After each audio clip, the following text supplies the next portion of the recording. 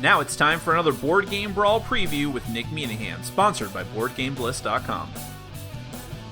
Hey now, my name is Nick, this is Board Game Brawl, and today we're going to take a look at a game that is currently seeking funding on Kickstarter just for a couple more days, so you gotta check it out, you don't have a lot of time left. That game is called Project Elite and is from Artipia Games and Draw Lab Entertainment and designers Konstantinos Kokinas and Sotrios Santilis. Now, this is a cooperative game with a real-time twist. The theme of the game is that the Earth is besieged by alien forces that we were not prepared for, but there is an elite group of operatives who are prepared for it, who are teaming up, and they're going to try to take out these aliens. They have different mission objectives that they're trying to complete in order to stem the alien tide. And of course, all this is going to be realized with really beautiful miniatures in the final version of the game. Now, where the real-time element comes in is that the part of the game where you're actually you and the other players working cooperatively are actually doing your actions takes place in real time. You have a timer that is going to tick down as you're rolling dice, allotting those dice to different types of actions in order to take out the aliens and complete your objectives. Before I say any more, let me go ahead and give you a brief overview of the game just using a prototype version of the game. So everything that you see is not final. The artwork may change. Some of the artwork is missing, and the miniatures are not the final sculpts and will be of a much higher quality in the final version, but it is just going to give you a taste of what the game is like, and then we're going to come back and I'll give you my final thoughts.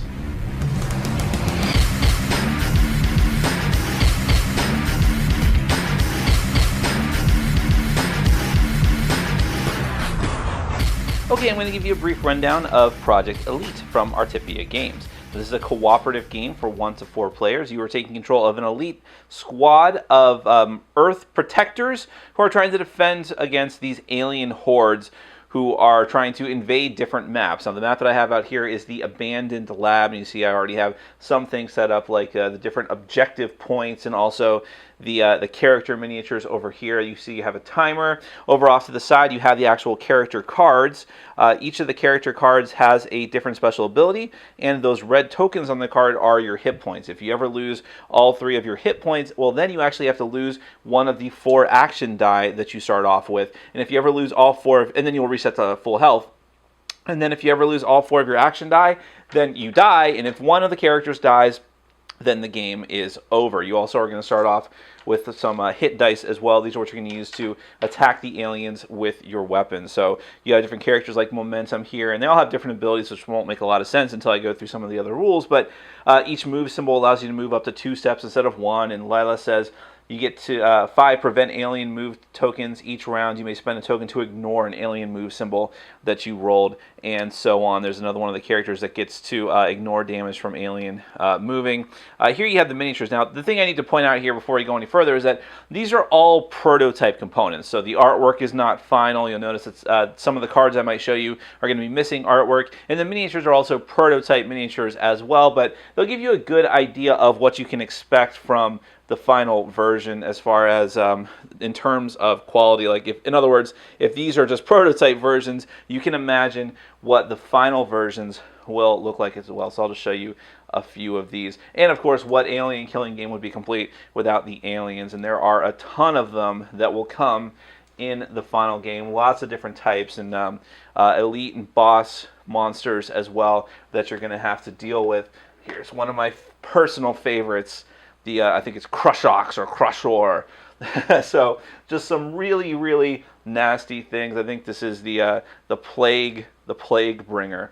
So, and there's also some huge mega bosses that I don't actually have the miniatures for, but you can definitely look forward to that. So one important card that you have in the game is the setup card. There's going to be multiple different types of setup cards that are going to be dependent upon which map you're using, and this is just one of the maps that you have in the game. I chose the Abandoned Lab, but you're also going to have difficulty. So the card I chose here was Extermination and Medium Difficulty for the Abandoned Lab, and that's just going to determine how many potential bosses or events you might have to fight, and so on. And actually, let me show you the round tracker down in the other corner of the map. So the game is going to take place over 8 rounds. And I guess this is a good time to tell you about the win and loss conditions of the game as well. Your goal is, depending on the setup card, you are going to try to complete different objectives. In this case, you have to complete these extermination objective points by spending your gun symbols. I'll get back to that in a minute. If you can do that before 8 rounds is over, you're going to win the game. However, you're going to be set upon by aliens at all points. And like I already said, if one of your characters dies, then you are immediately going to lose the game. If you run out of time, you're going to lose the game. And if any aliens, even one alien, manages to breach into the starting area where the players start off at, then you have also lost. So the ultimate goal is for the players to complete all the different objectives on the map, and these change depending on the number of players and also depending on the setup card that you're using. Complete all those objectives and get back to the starting area. Now, this is the round tracker, but over here above that, you actually have where you're going to keep track of different events and bosses that are going to come out depending on your setup card. So whenever you get to that particular round, you either draw an event card or draw a boss card. Now, there are all different types of cards in the game, as you can tell. I'll just show you some examples of some of them. Of course, one of the most important ones in the game are the alien cards. And so here, just to show you some of the different things on the card, you have the silhouette of the alien miniature, you have its name, and you have health. Then you're going to have a box with different alien abilities, and depending on the color of the box, it will tell you when it's going to happen. So the green abilities always happen when it spawns, and then again whenever you get to the alien ability phase, which I'll get back to in a minute. Then the different stats down here, you have how many of these aliens actually spawn. So just because you're drawing one card doesn't mean that only one enemy comes out. There's going to be multiple enemies, and sometimes you actually roll a die to determine how many enemies come out. Then you have the different spawning areas. You're actually going to, I'll show you over here on the map, you have different spawning areas indicated by randomly placed tokens out on the board. You see those numbered tokens like 1 and 3, and I actually knocked the 2 off over here. That will tell you which of those spawning areas it's going to come out on, and then they're going to come out on these red X's. Now, if you don't have enough red X's to put aliens out, that's bad news, because that means the aliens that are taking up those spots are going to be forced to move forward, even though it's in a typical non-alien movement phase. Then you have how much they would actually move whenever the aliens would move, and I'll get back to when that actually happens. Here's another example of an alien. You have the Hound, who has a lot more life points. Now, he has an ability which only happens when it initially spawns, or I'm sorry, it's always on when it applies. So when the Hound is killed, place an acid token on the spot it died on, and acid is bad news. You don't want to walk into acid tokens, obviously. And then here you see it has a die for where what spawning area you're actually going to go into. There's a special die in the game just for that with 1, 2, and 3 on the faces. Other types of cards that you have in the game, you have weapons, items, and alien tech. Alien tech's only going to come out when bosses are killed, and they're just really powerful items that you can have access to. But you'll actually start off with a mixture of weapons and items at the start of the game. Every player is going to draw a couple of items and or weapons at your choice, and then put them out onto the table, and then you and the rest of the players will divvy them up. Because remember, this is a cooperative game, so you're trying to help each other out. Just to show you some examples of the cards that actually have artwork in this prototype, you have the Scar Makers, the Ion Rifle, the Rep Gun, the Seeker Gun.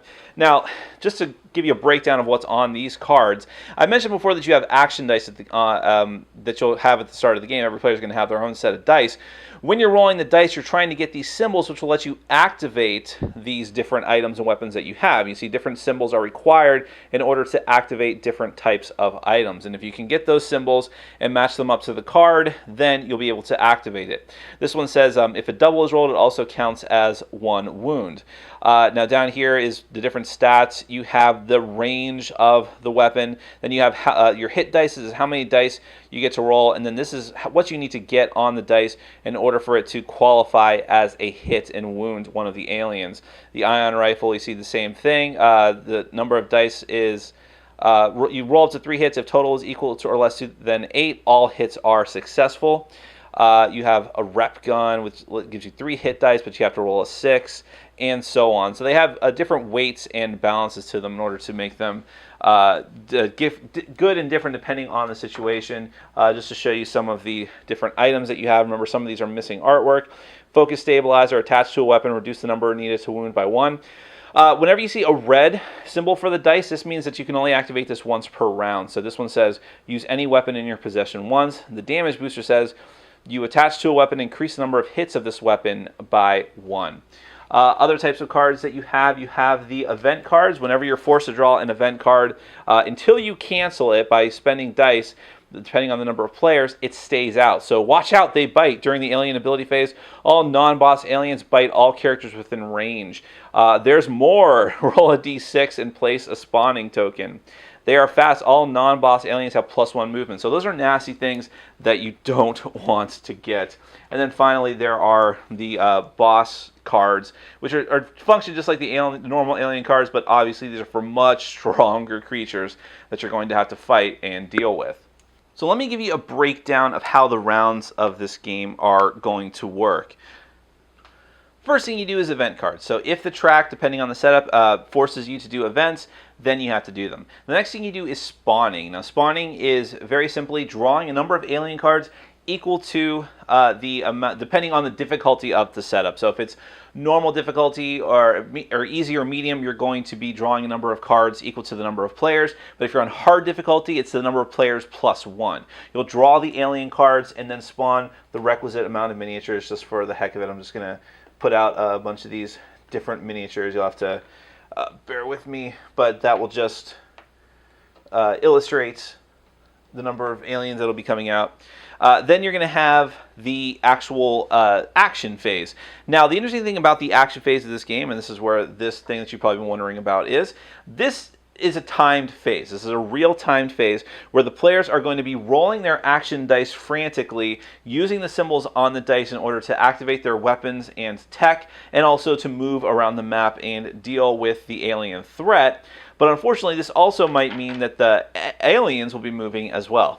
So just to show you the different symbols on the dice, you recognize these from the cards that I was showing you earlier. Most of the symbols are just symbols that you're going to be using to match up to different weapons, items, and special abilities that you have. So things like the wrench and the gun and the search. The magnifying glass is actually interesting because while this will activate some items, this also enables you to search places on the map if you're next to them that have that symbol and possibly get items and weapons as well. You'll draw a couple cards, choose one, and discard the other.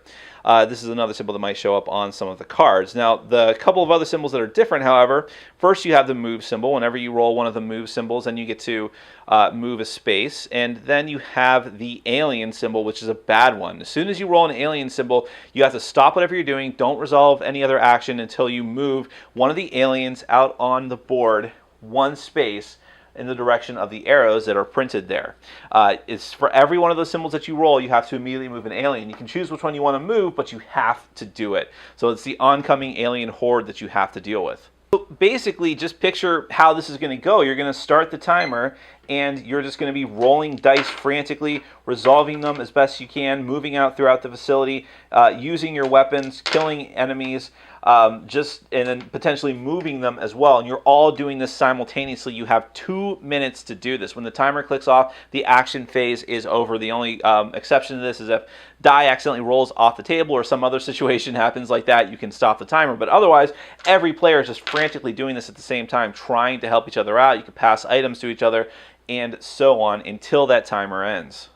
Now, of course, during this action phase, this is also when you have the opportunity to complete your objectives, which remember is what you need to do in order to win the game. Complete the objectives and then get every character back to the starting area. In order to do that, you need to match up the appropriate symbols, which for the extermination is the guns. So you'll roll the dice and try to get as many guns as possible between you and your comrades. And if you can do that, locking them in on the objective point, then you can complete the objective and flip it over to its other side. Also, as a bonus, the last player to contribute a die to the extermination. So let's just say, for just to illustrate this, if you were here, then every player can be contributing their dice to it, and the last player to contribute a die to the objective also gets to draw an alien tech card, which is could be a really good weapon or item. And once you've completed all of these objectives, then you just need to book it back using your movement dice during the action phase to the starting area without anyone dying and before the end of round 8. There's a lot of other little details to the game as well. Lots of different aliens, lots of different weapons and items and event cards. But that is just a very brief run through of Project Elite, just to give you a taste of what you can expect with this prototype copy of the game. Now, let's get to my final thoughts. Well, there's Project Elite, and right off the bat you can tell this is the type of project that just seems geared for success on Kickstarter and in major retail publishing as well, because it's got a cool sci-fi theme of trying to take out all these different aliens. It's a cooperative game. It has a real-time element, which gives it a sort of unique aspect to it. And then you've got just hordes and hordes of miniatures. And like I said, this Kickstarter project only has a couple of days left by the time this video goes up, and they have unlocked a ton of stuff. So when you have all this content in the game, all these different scenarios or an expansion pack that's been unlocked for optional purchase, it just is like a box of plastic and just good sci-fi stuff. Now, if that were all that it was, it wouldn't be like truly remarkable, because there's a lot of different Kickstarter projects that have the theme of players cooperating, taking out alien forces, and with a bunch of miniatures.